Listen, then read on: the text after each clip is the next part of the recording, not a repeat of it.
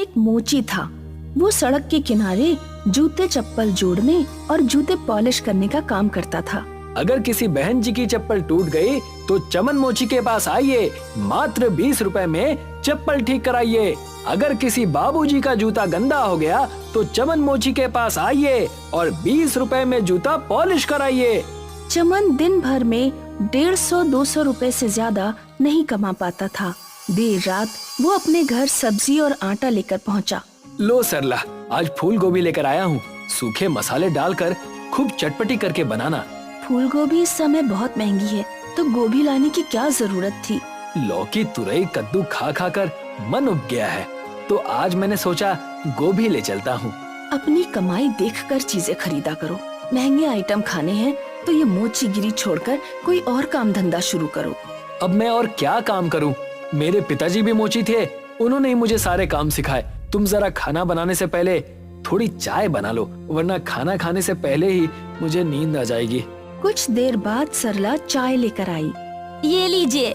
मसाले खत्म हो चुके हैं, तुम हल्दीराम सेठ की दुकान से मसाले ले आओ, वरना गोभी बिल्कुल बेस्वाद बनेगी। जाता हूँ, अभी जाता हूँ, लेकिन कहीं हल्दीराम की दुकान बंद ना हो गई हो।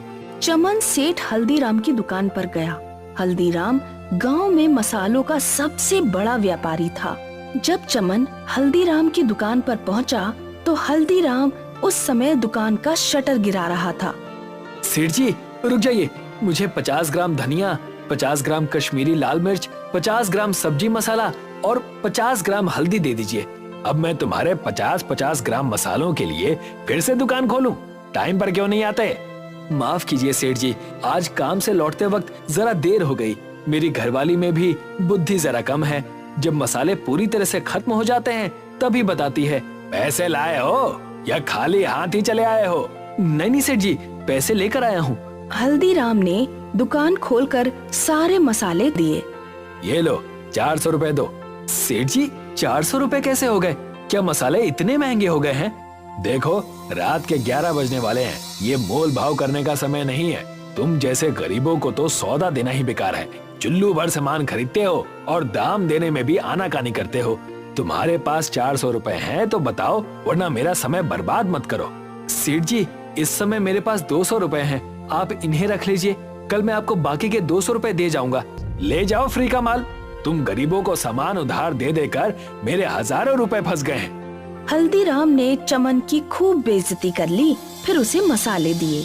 चमन मसाले लेकर घर पहुंचा। खाना खाते समय सरला ने चमन से कहा, कई महीने हो गए, लेकिन मुझे ना तो उल्टियाँ हुई हैं और न ही पेट में कोई भारीपन महसूस हो रहा है।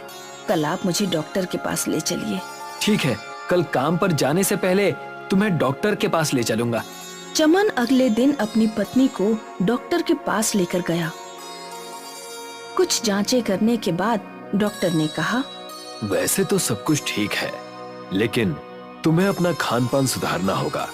अनार, सेब, मछली, अंडा, दूध, दही, ये सब अपने खान पान में शामिल करो। उस दिन रात में चमन सरला के लिए अनार और सेब लेकर पहुंचा। फल तो बहुत महंगे होंगे, आज आप हल्दीराम सेठ के पैसे कैसे चुकाएंगे?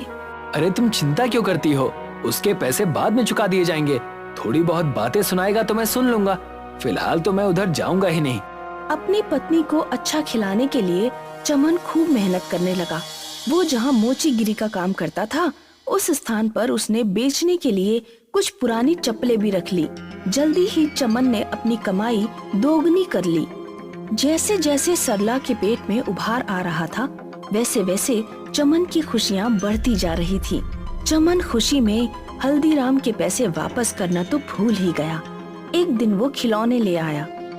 इतनी जल्दी खिलौने क्यों ले आए? अंदर से इतनी खुशी हो रही थी कि मुझसे रुका ही नहीं गया। उधर हल्दीराम बहुत दिनों से चमन का इंतजार कर रहा था। चमन सौदा लेकर उस दिन के बाद से तो गायब ही हो गया। अब तो इधर से निकलता भी नहीं है। मालिक, चमन की घरवाली पेट से है, इसीलिए चमन इस समय उसी की सेहत बनाने में लगा है। आपके कर्ज की उसे कोई चिंता नहीं है। हल्दीराम की भी पिता बनने की बहुत इच्छा थी, लेकिन उसकी शादी के कई सालों बाद भी उसकी पत्नी का गर्भ धारण नहीं हुआ था। हल्दीराम को चमन से जलन महसूस हुई। 200 का सूद बढ़ते बढ़ते 5000 पहुंच गया है। अब मैं चमन से पूरे 5000 वसूल करूंगा। रात में दुकान खुलवाकर सामान लेकर गया और अब पैसे देने का होश नहीं। कल पता लगेगा उस 2 कौड़ी के मोची को। अगले दिन हल्दीराम ने अपने आदमियों को चमन के पास भेजा। चमन रोड पर उस समय अपनी दुकान लगाकर ही बैठा था। तुमने सेठ हल्दीराम के पैसे नहीं लौटाए, इसलिए हम तुम्हारा सारा सामान जब्त करने आए हैं। मात्र 200 रुपए के लिए तुम मेरा सारा सामान जब्त कर लोगे? 200 नहीं 5000। सेठ जी के कर्ज पर चक्रवृद्धि ब्याज लगता है, उसका हिसाब तुम्हें समझ में नहीं आएगा, लेकिन बस इतना जान लो कि तुम्हारा कर्ज 5000 हो गया है। भाइयों, इसका सारा सामान उठा लो। मेरे ऊपर दया करो, इस सामान से मेरी रोजी रोटी चलती है। मैं सेठ जी का कर्ज चुका दूंगा, लेकिन इस समय मेरा सामान छोड़ दो। मैं तुम्हारे सामने हाथ पैर जोड़ता हूँ। ये सब ड्रामा ना हमारे सामने नहीं चलेगा। हल्दीराम के आदमियों ने चमन का सारा सामान बटोर लिया और ले गए। चमन रोता हुआ उनके पीछे पीछे हल्दीराम के पास पहुंचा। सेठ जी, मेरी पत्नी गर्भवती है। इस समय मुझे पैसों की बहुत जरूरत है। मेरे ऊपर दया कीजिए, मेरा सारा सामान लौटा दीजिए। 5000 चुका दो, फिर अपना सामान ले जाना। मेरे सामने रोने धोने का कोई फायदा नहीं, मुझे सिर्फ पैसों से मतलब है। चमन उदास होकर घर पहुंचा। क्या हुआ, आज आप इतनी जल्दी कैसे घर आ गए? हल्दीराम सेठ ने मेरा सारा सामान छीनकर अपने पास रख लिया। कहता है 5000 का कर्ज चुकाओ, फिर सामान वापस मिलेगा। उस हल्दीराम की हिम्मत इतनी बढ़ गई, तुम अभी पुलिस के पास जाओ। पुलिस के पास जाने का कोई फायदा नहीं। हल्दीराम की बहुत जान पहचान है। मेरे जैसे गरीब की पुलिस नहीं सुनने वाली। तो आप क्या हाथ पे हाथ धरे बैठे रहेंगे, कुछ नहीं करेंगे? बहुत कुछ करूंगा। तुम कहती थी ना कि मोचीगिरी का काम छोड़ दो। हल्दीराम की वजह से ही सही ये काम अब छूट गया। अब मैं जूते चप्पलों की दुकान खोलूंगा। लेकिन उसके लिए पैसे कहाँ से आएंगे? मकान गिरवी रखकर। चमन ने अपना मकान गांव के प्रधान के पास गिरवी रख दिया और 2 लाख का इन्वेस्टमेंट करके जूते चप्पलों की शानदार दुकान खोली। चमन मजबूत टिकाऊ जूते चप्पल उचित दामों पर बेचता था, इसीलिए उसकी दुकान चल निकली। कुछ महीनों बाद एक दिन चमन हल्दीराम सेठ के पास पहुंचा। सेठ, मैं तुम्हारे रुपए चुकाने आया हूँ। हालांकि अब मुझे मोचीगिरी के सामान की कोई जरूरत नहीं है, लेकिन वो सामान मेरे पिताजी की निशानी है, इसलिए वो मुझे वापस चाहिए। चक्रवर्ती ब्याज से तुम्हारा कर्ज अब 20,000 हो गया है। इतना कर्ज चुका पाओगे? चमन ने नोटों की गड्डी हल्दीराम की तरफ फेंकी। 25,000 हैं, रख लो, जरूरत पड़ने पर तुम्हारे काम आएंगे। चमन मोचीगिरी का अपना सारा सामान ले गया। हल्दीराम को पहली बार अपना अपमान महसूस हुआ। मेरा इतना अपमान! कल का ये मोची आज मेरे सामने रुपए फेंक कर गया है।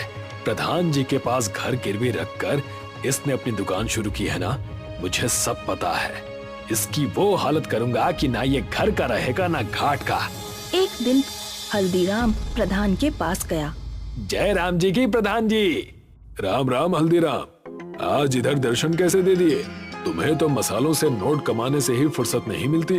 प्रधान जी, मैं आपके पास अपना कारोबार बढ़ाने के सिलसिले में ही आया हूँ। दरअसल मैं चमन का मकान खरीदना चाहता हूँ। वो जगह गोदाम बनाने के लिए एकदम परफेक्ट है।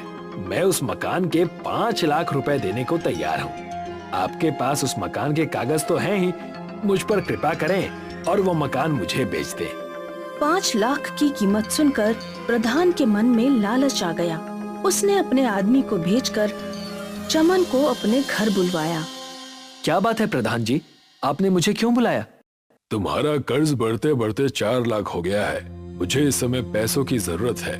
4 लाख का कर्ज अभी चुकाओ, वरना तुम्हारा मकान और दुकान दोनों मैं बेच दूंगा। ये आप क्या कह रहे हैं प्रधान जी? आपने तो मुझे 2 साल का समय दिया था। अब इतनी जल्दी मैं आपके पैसे कहाँ से लौटाऊं? आज शाम तक रुपयों का इंतजाम करो, वरना मकान और दुकान दोनों छोड़ दो। चमन कुछ दिन पहले ही हल्दीराम को 25,000 रुपए देकर आया था। उसके पास 4 लाख का इंतजाम किसी भी तरह नहीं हो सकता था। शाम को प्रधान के आदमी चमन के पास गए और उसकी दुकान और मकान पर कब्जा कर लिया। चमन की पत्नी 8 महीने की गर्भवती थी। चलो जंगल की तरफ चलते हैं, गांव में तो हमारे लिए कोई जगह नहीं बची। चमन और उसकी पत्नी जंगल में गए। वो जंगल में खाने की तलाश में काफी आगे चले गए। उन्हें एक नदी मिली। ये नदी जरूर किसी न किसी गांव तक जाती होगी। चमन ने लकड़ी की एक नाव बनाई और दोनों लोग उस नाव में बैठ गए। उस नदी ने चमन और सरला को एक रेगिस्तान तक पहुंचा दिया। हम तो किसी रेगिस्तान में आ गए। चमन ने देखा वो रेगिस्तान साधारण नहीं है। वहाँ रेत के पर्वतों की जगह सूखे मसाले के पर्वत थे।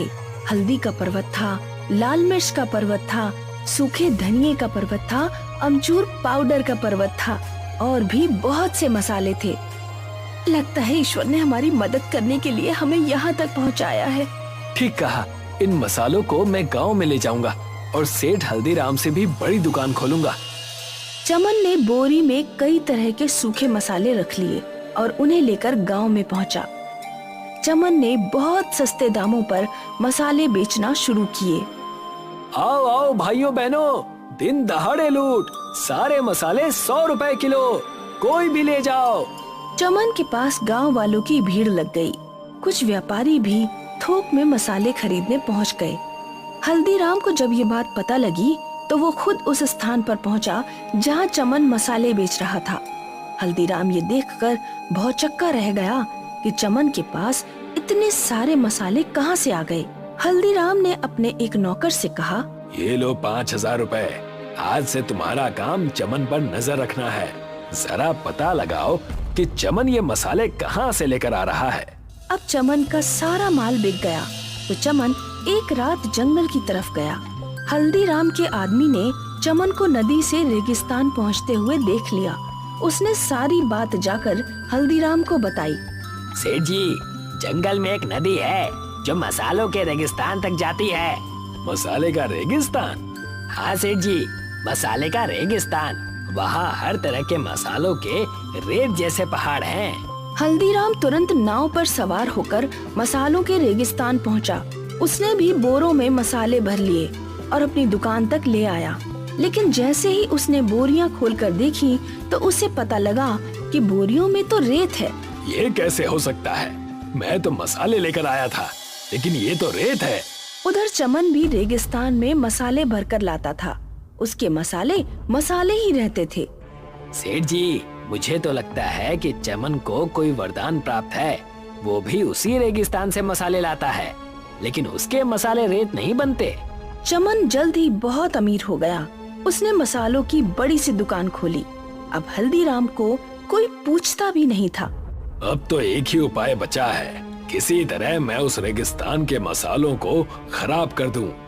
हल्दीराम एक मोटर और एक बड़ा सा पाइप लेकर रेगिस्तान पहुंचा। उसने मोटर को नदी के पानी से कनेक्ट किया और पाइप से रेगिस्तान के सारे मसालों को पानी लगा दिया। लेकिन कुछ ही घंटों में धूप से पानी सूख गया और मसाले पहले जैसे हो गए। लगता है रेगिस्तान में पानी डालने से काम नहीं चलेगा। मैं इन मसालों में आग लगा दूंगा। हल्दीराम ने ढेर सारे पैसे खर्च करके बहुत बड़ी मात्रा में पेट्रोल खरीदा। वो पेट्रोल लेकर रेगिस्तान में पहुंचा। उसने पूरे रेगिस्तान में पेट्रोल छिड़का और आग लगा दी। मसाले जलने लगे।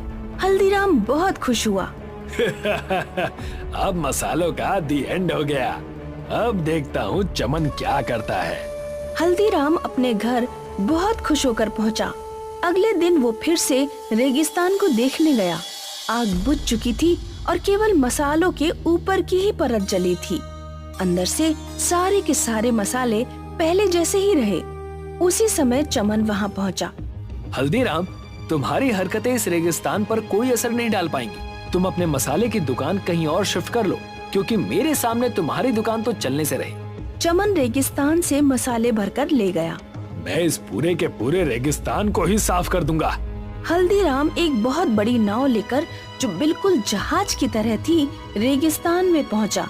उसने रेगिस्तान का सारा रेत अपने जहाज पर भर लिया और उसे लेकर गांव की तरफ लौटने लगा। जहाज पर रेत का पूरा पहाड़ हो गया था। बीच नदी में जहाज डूबने लगा। हल्दीराम भी जहाज के साथ डूबने लगा। अरे कोई बचाओ मुझे तैरना नहीं आता। उसी समय चमन वहाँ पहुँच गया और उसने हल्दीराम की जान बचाई। मुझे माफ कर दो चमन, तुम्हारा धंधा बिगाड़ने के चक्कर में आज मैं अपनी जान ही गवा देता। तुम्हारा मसाले का रेगिस्तान तुम्हें ही मुबारक हो। मैं अपना काम धंधा अब कहीं और ले जाऊंगा। चमन के घर जुड़वा बेटे और बेटी का जन्म हुआ। उसने बहुत बड़े जश्न का आयोजन किया और खुशी से अपनी जिंदगी बिताने लगा।